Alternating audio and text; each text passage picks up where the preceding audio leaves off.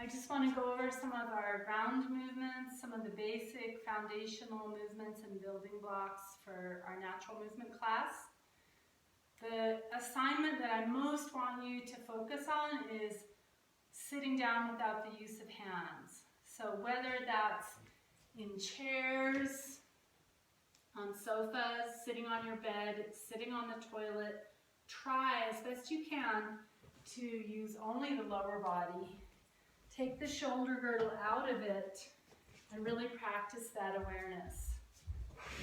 When you're sitting on the floor, there are many ways to do it. There's no correct way, but again, try to use only the lower body. You can come down to kneeling. When you come back up, it doesn't have to be the same way, but always try to come up without hands as well. You can cross your legs and seat yourself like this. You can maybe roll. Explore how many ways you can get up and down, but always, of course, trying not to use the hands. Increasing our toe, ankle, knee, and hip flexion, we will practice just kneeling and loading the feet, flexing the toes like this, alternating with extension of the foot and toes. I like to get on all fours and load the joints differently by rocking back and forwards. Maybe even taking the knees up like a baby preparing to crawl.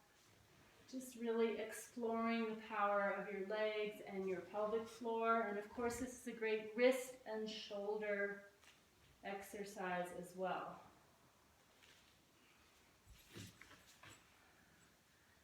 Our first ground movement, besides those, was coming up to a tall kneeling and then gently putting the pelvis down to one side of the folded legs.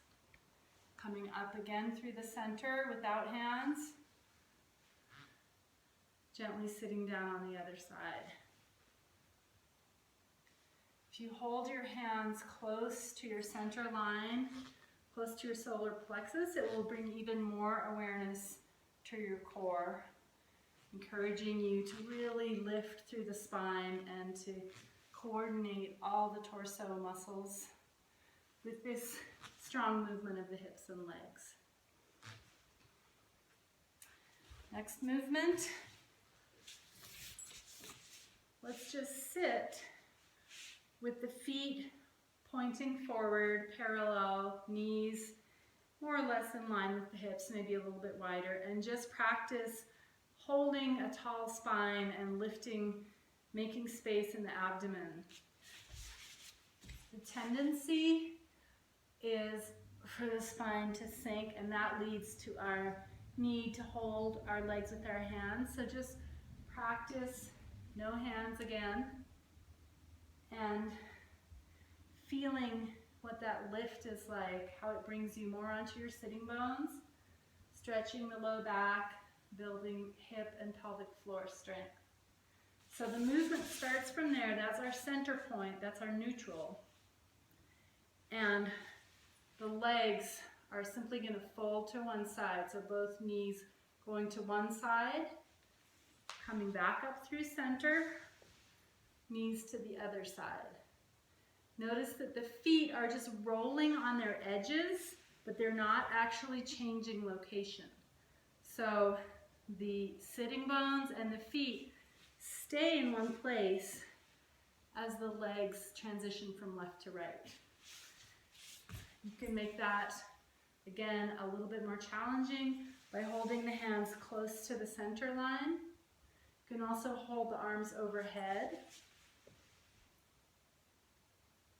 or on top of your head.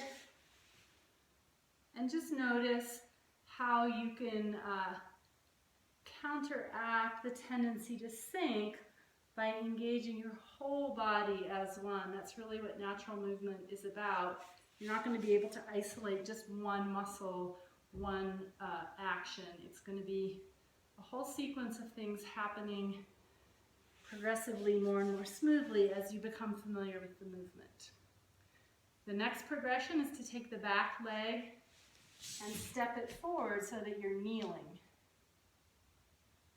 And then you can reverse, sit back down, pass through center, change sides, the back leg, the hind leg, whatever you call it, comes forward, we kneel, placing it back, coming back through center. Next progression from that, knees over, kneeling, coming up to standing, and then just reversing that sequence.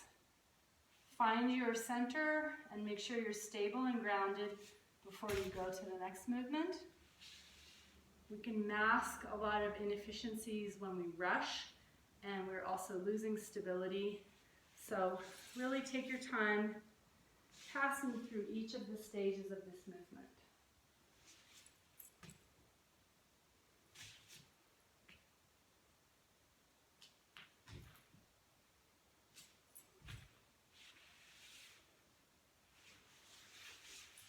Okay, have fun with those. I will post a couple more after this about inverted and prone crawl position and about squatting.